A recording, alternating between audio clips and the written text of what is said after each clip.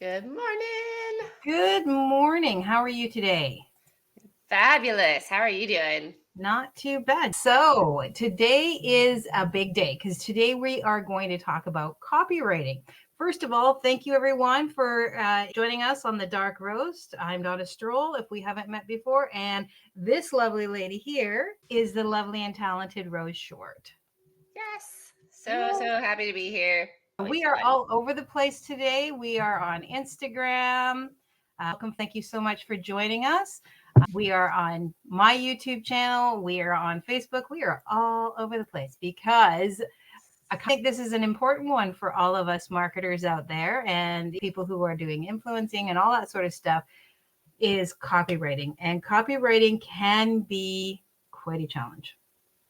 It's super imperative for email marketing, for your videos, your posts. Copywriting is in pretty much everything we do. And I think there's a lot of people who just don't understand how to do it.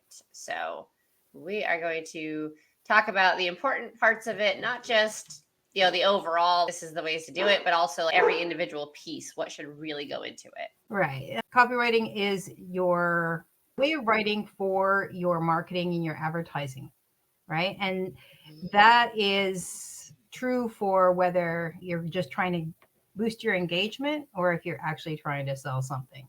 So let's get started. One of the first things that we're going to do is we're going to talk about the 4 U's. Now, this is not something that I see a lot in any of the teachings. So that's why I put it up front. All right. So 4 U's are urgent, unique, ultra specific, and useful. So the urgent creates a sense of urgency, obviously. Only 24 hours left, or before we only have three slots left, that kind of stuff. Unique is where you're offering something special. You discover this one of a kind thing or this one of a kind opportunity, that sort of stuff. Ultra specific is if you're in the weight loss industry, lose 10 pounds within 30 days. That's very specific. You're giving them a very specific result, whatever that they can get with your product or your service. And then useful is obviously you're showing the benefits. So save your time and money with our meal prep solutions or skyrocket your sales with good copywriting. Yes, and those 4 things should make up your headline too, right? And that helps make your headline compelling and actionable. Or in the case of email marketing, your subject line, right? Because so often when your emails aren't getting opened, the first thing any kind of guru is going to ask you is, well, are your subject lines engaging? Do they compel people to open them? And so keeping those 4 things in mind when you're crafting those is super beneficial. Absolutely. And so that leads us to another powerful formula, which we are taught this one, and that is the problem, agitate, and solve, or pain, agitation, and solution. Same concept. Sure. We talk about this a lot with landing pages and funnel pages, things like that, right? So problem, what problem do you or your product solve? So many people don't look at it that way. So you have to identify the problem and make your customer understand that you recognize that it's a problem, right? The problem is you're not sleeping well, or the problem is you're not eating well. And then agitate it, intensify it. Because you're not eating well, these things happen, but are you fed up with it? Are you fed up with feeling like this? And then solve it, which is your product or your service. Present your solution. So I know you have this problem. I know it's doing this for you. Here is your solution.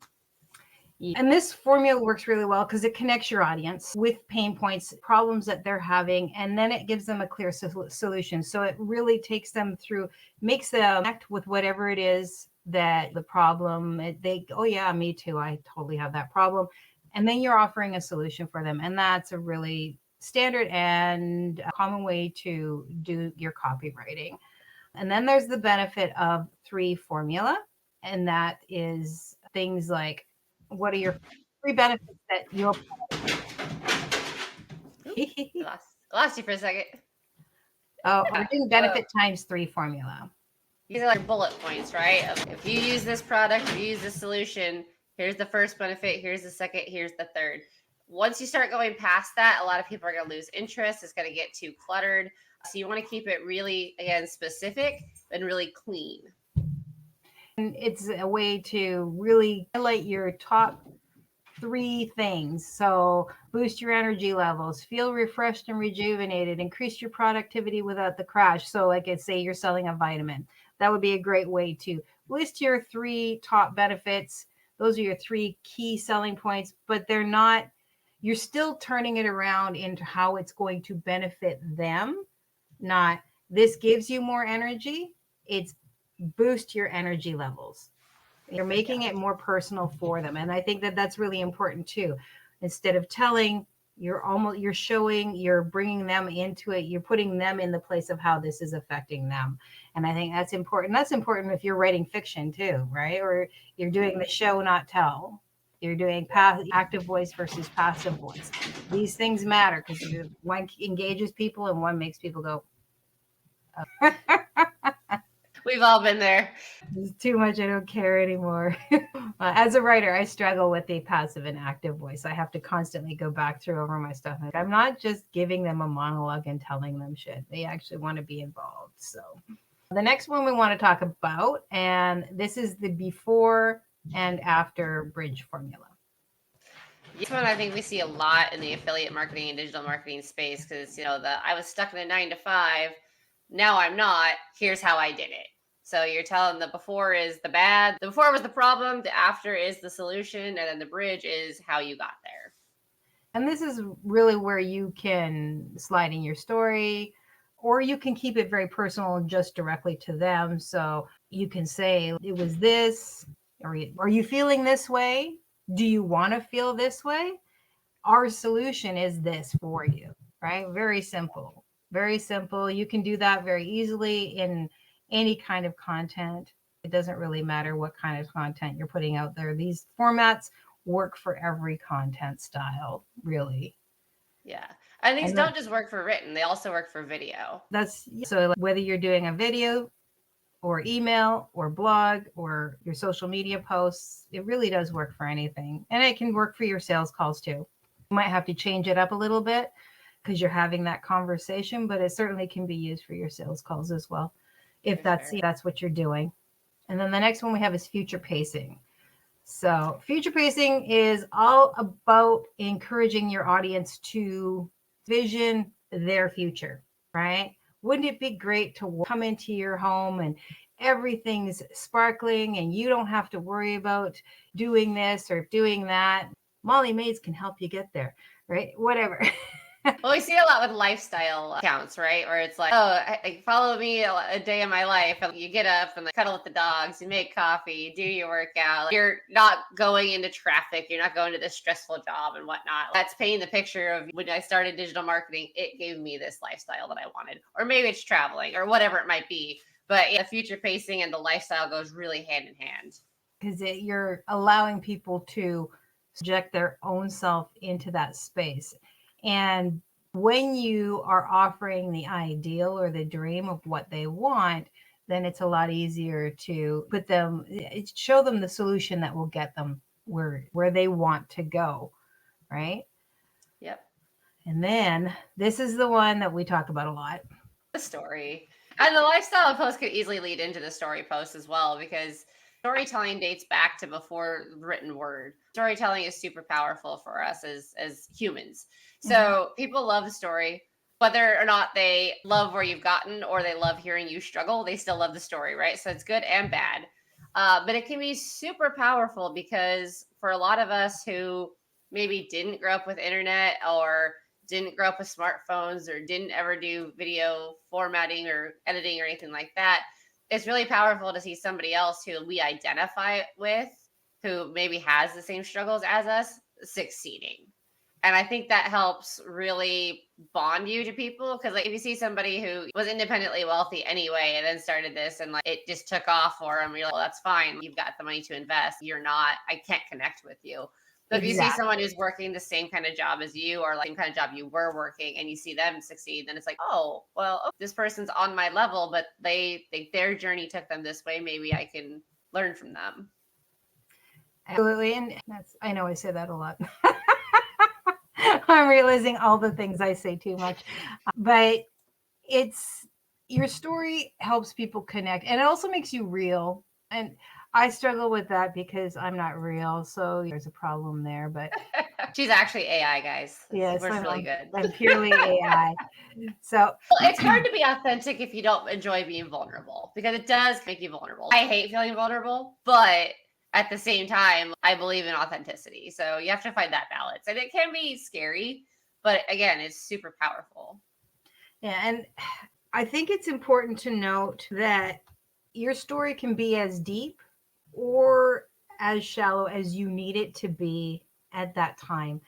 You don't have to give away your deepest, darkest secrets.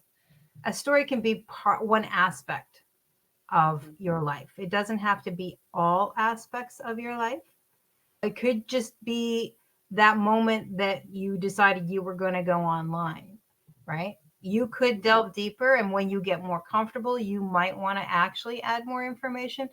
But don't feel like, because I think that this is something that stops me a lot of times, is I feel like, oh, I have to give up the farm in order to do my story. And some of that's just not really, and it's funny because if I'm talking to somebody, I have no problem sharing that, but it just feels impersonal, so therefore I have a harder time sharing some of that information. But I mean, when I'm telling my story to people just in general, they're like, holy shit, you should write a book. And I'm like, no one cares. Well, and it's also different because when it's one-on-one, you've already talked to the person, you know it, right? But if you're putting it out on the internet, you already know you're opening yourself up for trolls. We were just talking about this before we jumped online, right? I can always tell when my content's getting put in front of more people when I start getting the nasty comments about my facial piercings. And so it does open you up to ridicule from people that you're not necessarily trying to connect with. And I think that's part of the hard part online. Yeah, absolutely. I agree. It's trolls make everything gross. But the reality is that if you don't feed the trolls, they have nothing and they starve and they go away because you're not giving them what they want, and so therefore they just go find a new target. So don't feed the trolls, never feed the trolls. Let them go feast If somewhere nothing else. else, just to keep your engagement up, respond with something kind Yeah. or And even you're in just a smiley retailing, face. you're just using the nicest voice because it's irritating them more. Yep, exactly. The stories don't have to be complicated either. I think everyone overcomplicates them. I think sometimes people think that the story means they have to have some dramatic event.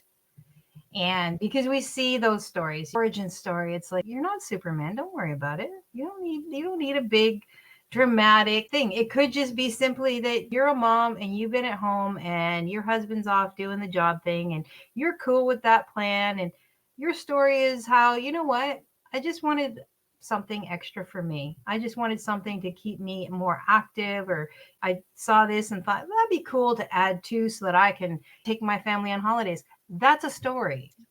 Yep. Your lifestyle is a story to somebody else. So it Yep. doesn't always have to be the heart wrenching or the triumph over evil kind of thing. So And I think we get caught in that rabbit hole because everyone always talks about the hook. I need to have a strong hook. You need to have a strong hook. The hook is just the turning point in your story generally. mhm. It's this happened and this is how I got here. Like one of the most popular sounds on I think TikTok for a while was the one where it's like the record stopping. It's like the so how did we get here, right? And like that was popular for a reason because that's what people like to see is like, oh, but how did you get there? And so that's a really powerful way to tell your story, have a solid hook, but not overcomplicate it. We tend to overcomplicate just simply because our brains overthink. If overthinking burned calories, I'd be dead by now. So that's just the That's a state good of one. life. I don't know too many people who don't tend to overthink a situation, especially when you're tying it to finance or success, right? Mm-hmm. If it's just, should I have pizza tonight or should I actually cook? We don't overthink that too much. Do I have the energy or don't? But when it becomes your future, your financial success, your business success, whatever, then we tend to overthink every little step along the way. Am I doing this right? Have I listened to the right people? Am I all those things? So The basic story post, it really makes up 5 elements, right? You got your intro, the conflict, the turning point, the resolution, and then your call to action. Now, the call to action, I think, is another area where people can get it wrong. Your call to action, like we've said it before, doesn't have to be a sales pitch. It doesn't have to be slimy and scammy and gross. It can be, if you're feeling stuck, hey, let's talk. Or, comment free, whatever. Or just, follow me for more. That's a really powerful one, because maybe they don't need to buy something, but maybe they need a reminder to follow you. We're getting better at finding people to subscribe. So we're terrible at it too. It's easy when it's not on the fly necessarily, but speaking of which, oh look, you gotta drop there's our channel. Getting smarter and putting it somewhere easy for me to actually access and drop it on board. Love it. So how can we put this all together? So you use in your headline, you're going to use your 4 U's. You're going to give them the only 24 hours left to discover a unique solution to whatever the problem is. It's guaranteed to work. So there, boom, you've given a time limit, you've given them a solution, you've urgency and all of that sort of stuff all together. Then you're going to give the supporting copyright, which is your problem. Are you having trouble doing something? Are you feeling stressed or whatever, worrying about it all the time? Imagine how frustrating that is. That's agitation. You're going to just keep building it. And then you're going to say, with this solution, we can finally make headway in whatever that problem is. So it's really simple, really quick, easy. You've got you're doing that whole urgency situation, the 4 U's at the beginning, and then you're just carrying them through. Yep. And then, of course, your 3 benefits. So again, not saying you're going to feel this, you're going to feel this, just boost whatever, increase your income, whatever it might be, right? The top 3 benefits. And then you've got your before and after bridge, which is you're having this problem. Are you having this problem? Or here we're going to go with sleepless, stuck in a cycle of sleepless nights and groggy days. Imagine waking up energized and ready to conquer the day. That's before, that's after. Your bridge is our sleep remedy is the key to transforming your nights and days. Now, that before could even be your hook. If you wanted to keep it that short, that's for a video, for a simple short video or a story, that's super easy, right? Yep. That's super easy content. Future pacing could be a good way to do that too, right? Like we see a lot with the POV, right? Point of view. That became really popular because the whole thing was point of view. You're enjoying your day, or you're not stuck in traffic, or whatever it is. Like getting whoever you're talking to picture that life that they want instead of the life that they have. Then, of course, you're going to weave your story in wherever you can. And you can do it with almost pretty much with every single one of those different content styles, those different copywriting formulas. You can weave your story in. You can weave it in a tiny bit, or you can go full on, create a big thing out of it. But it's an opportunity always. So yes. I added a little something to ours. I don't know if you see it on your end.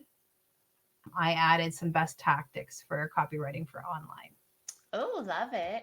I One quick before we get into that, though, you don't have to use all of these formulas in the same content. You can absolutely combine them, but you can use them in your content buckets to make templates for a lot of different content. Don't feel like you have to shove all of these into a single email. Use it to maybe break up your emails, right? Because if it's always a storytelling email, it's going to get really monotonous and people are going to stop reading it. But if you intersperse just are you still having this problem? You can help. If this isn't helping, why not? You can get feedback. There's a lot of different ways you can use the formulas, but don't think you have to shove them all into the same. And I could see why you might want to think that you're going to, stacking this will be great. And sometimes you can stack a couple. They're meant to be multiple formulas so that you can utilize them. And also it allows you to A/B test what's working with your audience and what's not. One format just does not resonate with your audience, but you won't know until you test it. So correct. And knowing your audience is a top tactic for copywriting and online marketing. It is. We talk about it all the time. all the time. Yes. You know your audience, because when you know who they are, then obviously you're going to be able to tailor your content a lot better. That's going to take time. When we start doing any kind of marketing of any sort, our initial idea is everyone. Even if you have an idea of who your niche is for, we still want everyone within that niche cycle, right? Within that niche umbrella. We want everyone, and it's not going to be everyone. I'm not going to appeal to everyone. That's just the facts. As wonderful as I am. Gotta attract your tribe. Exactly. And then you want to craft a compelling headline and use power words, use numbers. Again, odd numbers tend to seem to do better. Make a promise, like, I'm going to show you this after this, whatever. Those kinds of things are going to help people be more involved. You're open. When you're talking to a friend and you're like, guess what happened, right? They're going to go, what? Yep. I have to tell you about this. You will never believe what happened. All That's a those good kinds one. of things. These are the things that's your strong headline, because you're pulling people in. They want to know. You're creating that sense of curiosity in them. So Focus on your benefits, not your features, right? So we see this a lot with like tech or automation, where they're not saying like, oh, well, we use this integrated AI system, da da da. No, they say, hey, automate your responses to messages to make your life easier. And there's a reason why, because the how it gets there doesn't necessarily matter, but the benefits are what they're looking for. very few people care about the road they're walking. They only care about the destination they're getting to. And so your job is to show how the benefits of that destination that you're trying to steer them towards. And then you're going to use social proof anytime you have it. Testimonials, case studies, reviews, anytime that you can pull something that's going to prop up and legitimize whatever it is that you are trying to provide, that's absolutely going to be beneficial to you. Yes, but choose carefully, because 2 years ago we saw that people sharing snapshots of their commission payouts and whatnot was beneficial, and now a lot of people just think it's gross. Well, and I don't necessarily think that, and I've never thought this personally, I don't think showing your payout is necessarily social proof. Social Yeah. proof to me is what other people are saying about it. Other businesses, what are people saying about it? Because that to me is a lot more social proof than showing me a bank balance, because I have been around the internet since before it was the internet. And I can tell you, and I've also worked in marketing for a really long time, and one area specifically where statistics were necessary. And you can make things say whatever you want. With the invention of AI and people who have skills on any kind of graphics, I can make anything look like whatever I want. So your money, for all I know, that could be absolute crap bullshit. Or you could be showing me something from 4 years ago, which is another thing that I don't show me the up to date. If it's not in the last 2 years, I'm not necessarily going to be all that interested in it. So your social proof needs to be relevant and as current as possible. Agreed. So Then sense of urgency. I hate this one, but it works. Make FOMO is a real thing. So I live in a house full of people who run on FOMO. So exactly. So time sensitive language, limited time offer exclusively for a limited time, like things like that. That's why a lot of landing pages will use timers, countdown timers on the funnel as you're reading through or watching the video or whatever. There's also a timer going on that's like, if you don't buy by the time this gets to 0, then you'll miss out on the discount or whatever it is. Again, it's not a tactic, but it is one that works. Welcome, Kristen. Thank you so much for hanging out with us today over on Insta. Hey. Just sort of trying to get everything together here.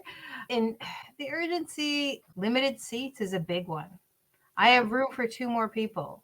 We saw it a lot last year with the coaches, right? My mentors taking on 5 new people. Blah, blah. And again, that's not necessarily going to work for everyone. But the reality is it does work. Like I say, I live in a FOMO house. Nobody wants to go to bed, no matter how tired they are. They can literally be falling asleep on the couch, and they won't go to bed because they're afraid they're going to miss something. It's just nature. It's just nature. Now, the next one, I think we're getting close to the end of it. We are. We're on CTA. This is a big one. And you mentioned earlier, this is just, it's everything, right? It's not just sales. No. But it does need to be specific. And I think that's where a lot of people get it wrong, because they'll be like, if this is you, like, buy this program, instead of being like, message me so we can talk or something like that. So it should be very, very direct. Think of it asking somebody out. You're not going to go up to them and be like, hey, would you maybe possibly want to go to a movie with me? No pressure. No, just, hey, you want to go to the movie? Very direct. Absolutely. And make sure that it ties to your content. So don't have your content be one thing and then you're asking them to do something completely different, or something that has absolutely no bearing to anything that you've just posted. If you're going to just do a fine quote or something, you don't have a sales call. You probably wouldn't have a call to sales call. You do more of a like and follow for more. That would be more of an engagement style CTA. So just make sure that your CTA is matching whatever your content was.